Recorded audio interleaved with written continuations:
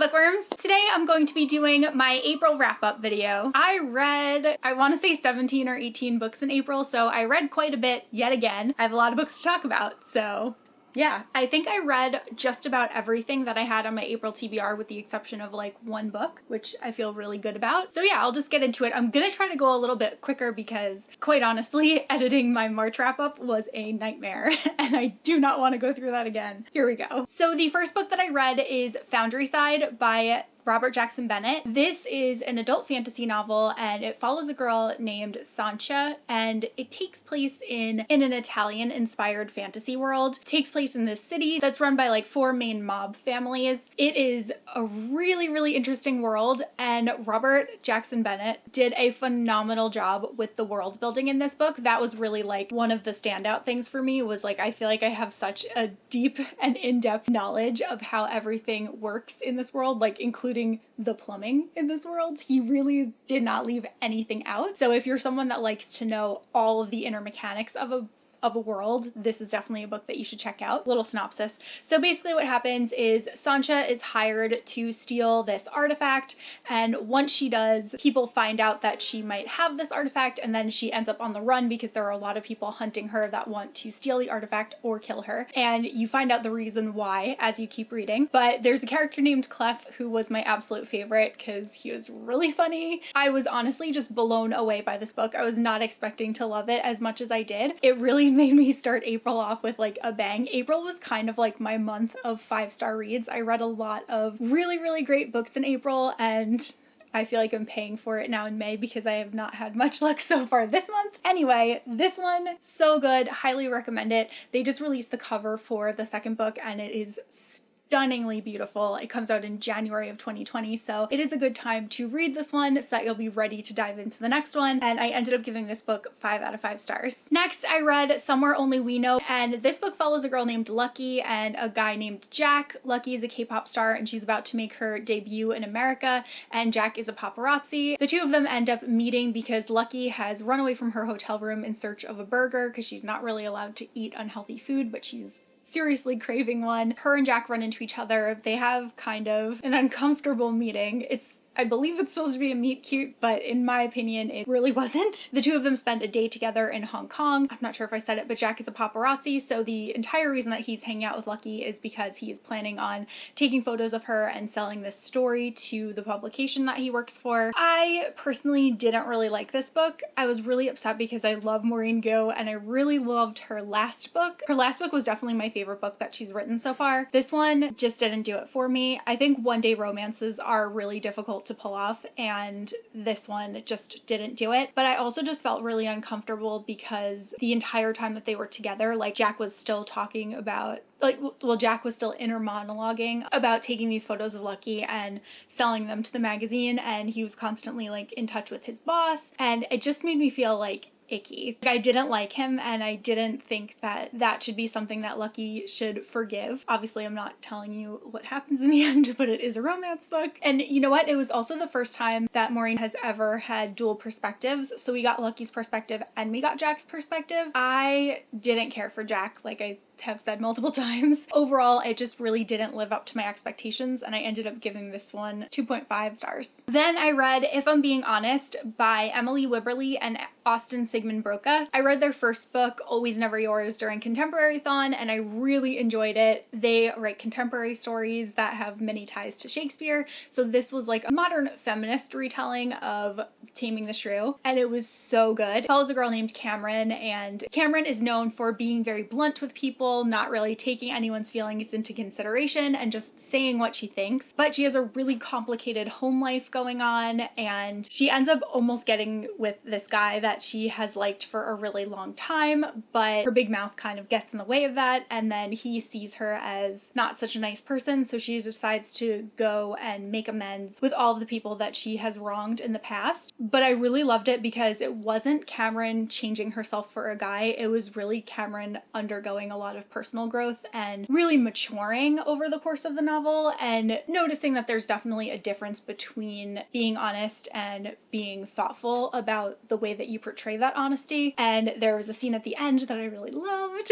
But yeah, overall, I just think that this is such a great contemporary story. And as I said with the other one, I think that they just write main characters so well, and it's seriously a breath of fresh air because they're so dynamic, so different than many of the heroines that we've seen in the past, and they definitely have their issues and their flaws, but they're just so like compelling and so readable. I loved it. So I ended up giving this one 4.5 stars. Then I read Daisy Jones and the Six by Taylor Jenkins Reid, and I loved this book so much. This is all told in interview format. I'm sure that you've heard a ton of other people talk about it at this point, but what I will say is what I really loved about it is each of the female characters are so strong and so independent, but very much in their own way. Like, they're definitely not cookie cutter characters. They all have their own motivations and they all have their own aspirations, and each of them is faced with lots of tough choices, and they're so just unapologetically themselves. Particularly Camilla, I fiercely loved her. I thought she was such a fantastic character. I was so invested in this band. I was so invested in their story.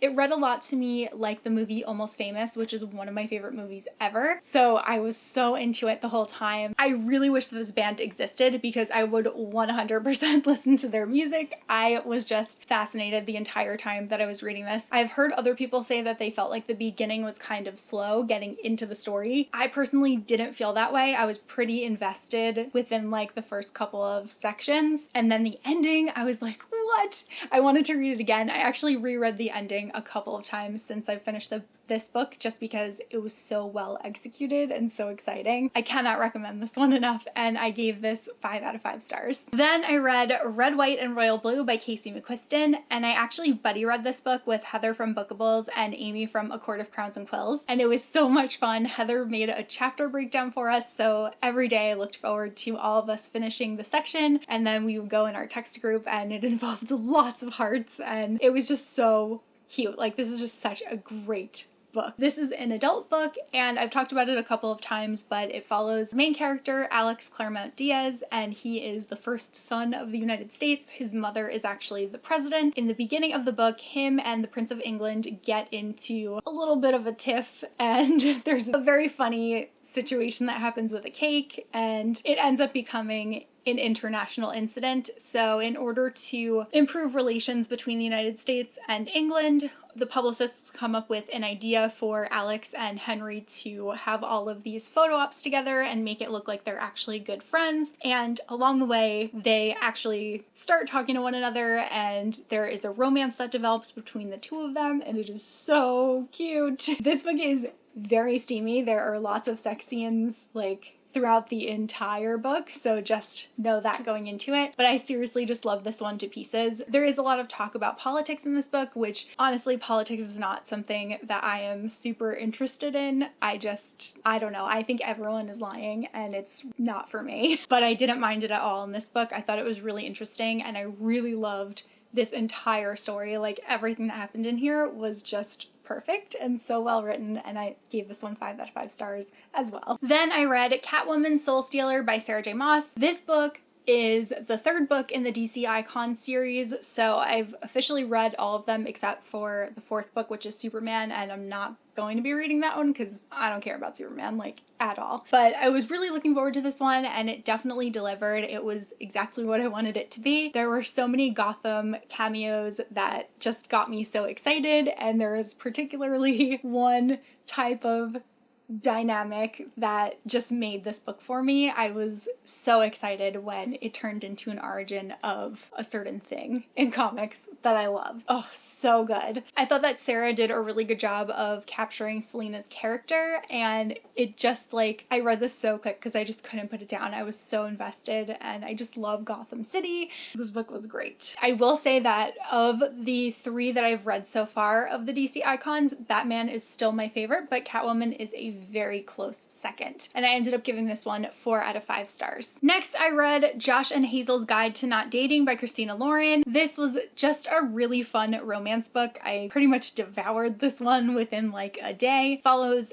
Hazel, who is a super quirky character, and this guy Josh, who she has known since college, but they've never dated before, and they end up becoming like best friends, and then they start dating after that, obviously, because it's a romance book. But it was so cute. I will say that Hazel was a little bit like over the top quirky, and I get like that she was a weird character, and I thought that was great. Like, she was a really fun, interesting character. Many people have said that she's kind of like Jessica Day from New Girl, and I can totally see that. Like, she was definitely like Jessica Day. She's even a teacher, definitely raunchier than Jessica Day. So it was really fun reading from her perspective. I really liked how much she was herself and how she refused to change herself in order to get into a relationship with anyone. I thought that was a really great message. I did feel like this book ended a little bit abruptly, and the ending was not at all what I was expecting, but I still enjoyed it overall. I just didn't see that coming, but I really did like it, and I gave this one 3.5 stars. Then I read Sorcery of Thorns by Margaret Rogerson. I love this book so much. I'm so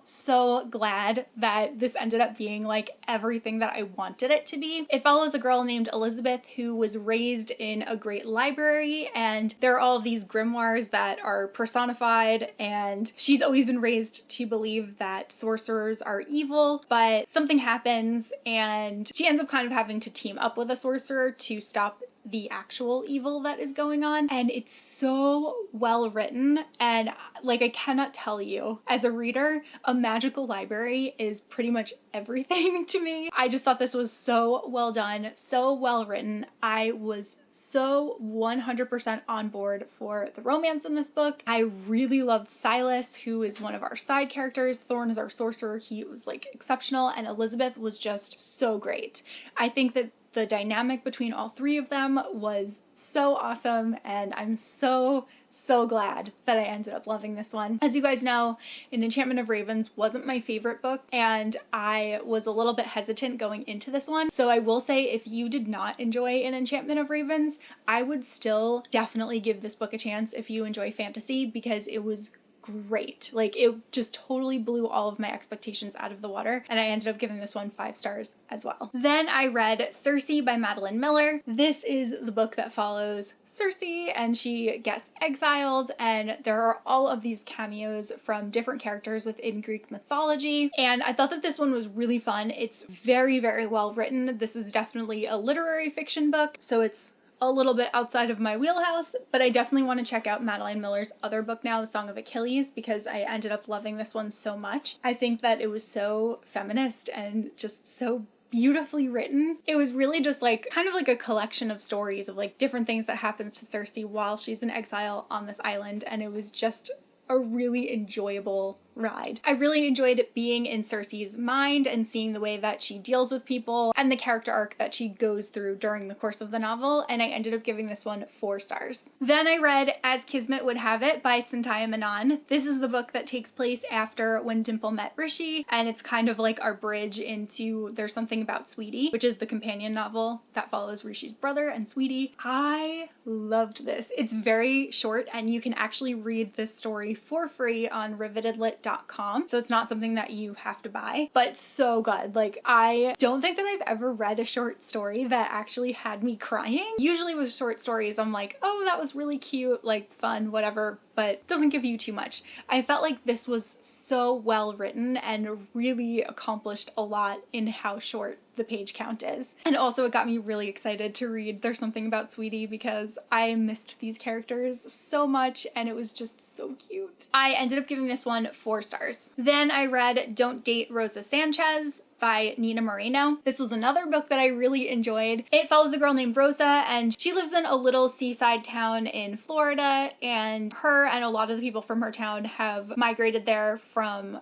Cuba, and her grandmother was actually from Cuba, and she's always wanted to go there and to find out more about her roots, but her grandma is very against her ever going there. So when Rosa gets accepted into college that has a study abroad program in Cuba, she's really excited but really scared and doesn't feel like she can tell her grandmother, so she kind of just keeps putting it off and putting it off. I really enjoyed this book. There's also a touch of magical realism in it because Rosa, her mother, and her grandmother are all supposedly cursed, and anybody that they love seems to be taken away from them by the ocean. It was so cute. I buddy read this book with Alexa, and the whole time that we were reading it, I was like, this book reminds me so much of Jane the Virgin. I love that show, and I just like kept getting Jane the Virgin vibes throughout this entire thing. I thought it was really well written. I really liked Rosa as a character. She also enjoys bullet journaling, which is something that I can relate to. And on top of everything that I just said, there's also a plot that they're all trying to save their town from this developer that's planning on buying the marina. So they're having like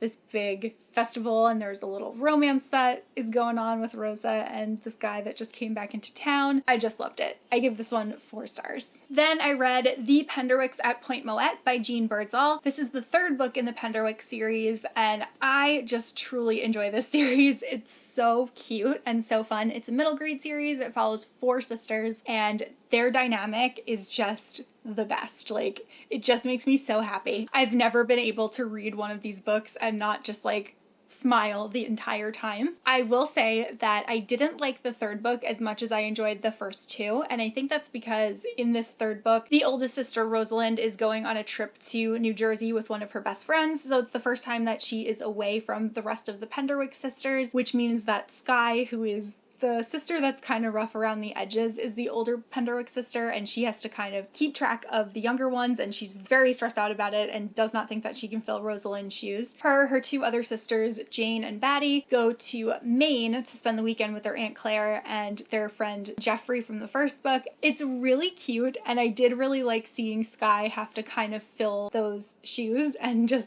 the stress that she went through, but I think that I didn't enjoy it as much because I really like all of the sisters being together, and there was something very exciting that happened in the 2nd book, so I was really looking forward to like getting a whole family dynamic, and also their father was away for the whole book. So yeah, there was a lot that went on in here, and while I still like really loved it, it just wasn't my favorite that I've read so far, and I ended up giving this one 4 stars. Then Alexa and I buddy read Mistborn: The Final Empire by Brandon Sanderson. This is the 1st book in the Mistborn series. This was actually a reread for me. I read this one back in 2015, and I really enjoyed it then. I think I enjoyed it even more this time around than I did when I read it back then. It follows a girl named Vin and a guy named Kelsier, and both of them are Mistborns, which means that they have the ability to do magic by controlling different metals. I think the magic system is really well explained, and I just feel like I was able to visualize things so well this time around, like way more than I was the first time. I was really into it. I was really enjoying it. It's just such a great story, and I'm really looking forward to continuing the series because we decided that we're going to be buddy reading the next book, Well of Ascension. There's a lot of political intrigue in this book, and that really appealed to me. I love political intrigue in fantasy worlds, but I hate real life politics. I don't know why.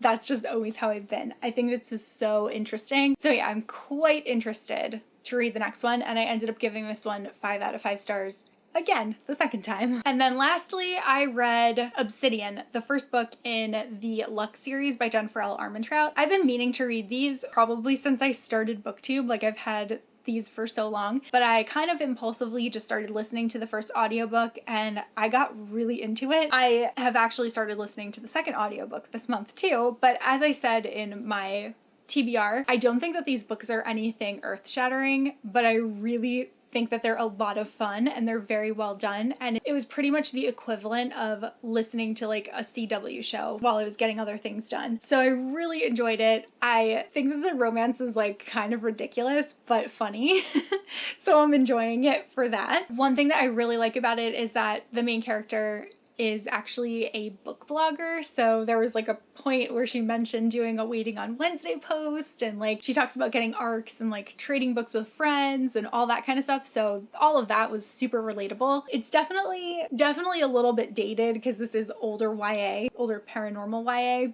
but so fun. Like, I really am enjoying this way more than I was expecting to, and I ended up giving the first one 3.5 stars. Next, I read an ebook, and that was Bad Blood by John Carreyrou, and this is actually a nonfiction book, and it's all about this company named Theranos, which fortunately is no longer in existence, but they were horrible. And Theranos was a startup company by Elizabeth Holmes. It was like flourishing in the days of Silicon Valley. They were selling all of their technology, like they sold it to huge companies like Walgreens and Safeway. And basically what it was is it's a healthcare company, and they were arguing that people should be able to get quick results and inexpensive results for health instead of having to go to like LabCorp, and I think Quest Diagnostics is the other one. They kind of have a monopoly on the industry of like getting blood tests done. In theory, sounds like a great idea, but fortunately they were just falsifying like all of their information, all of their test results. They were super secretive about everything, and it sounded like a really awful work environment. There were people who were immediately let go once they would disagree with Elizabeth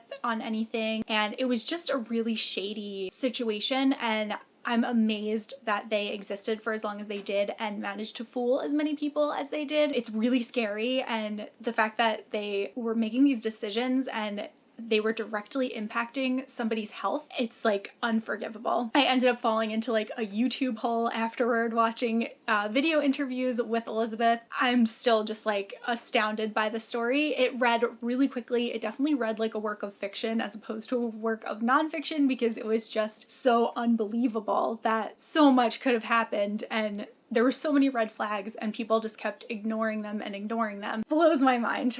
And I ended up giving this one 4 stars. Then I read Kiss Me at the Stroke of Midnight, Volume 2, Volume 3, and Volume 4. And this is a manga series that I started reading during Otakuathon, and I really enjoy it, so I ended up binge reading these like super quickly. I'm definitely going to be continuing on with the series. It's loosely inspired by Cinderella, and it follows a girl who's super smart, but she always dreamed of having a boyfriend, and she meets this guy who was left the boy band that he was in, and the two of them have a meet cute, and then they end up hanging out, and it's so cute. Like, their romance is so adorable, even though the guy can be a little bit cringy at times, but it's just like such a light, fun, quick read that I pretty much just devour them the moment I get my hands on them. I'm really looking forward to catching up on them. I want to say there are like 11 volumes in all, and in the United States they've published through volume 8, but we should have the rest of the series before the end of the year. So I'm definitely going to continue on with these, and these all kind of ranged between 3.5 and 4 stars each. So those are all of the books that I read in April. That was a lot of them. And let me know if you read any of the books that I mentioned, and let me know what your favorite read of April was. I'm very much looking forward to May. I feel like I've got a great TBR going for May too. Happy reading to everyone. So that's all that I have for this video, and I will see you guys soon in a new one.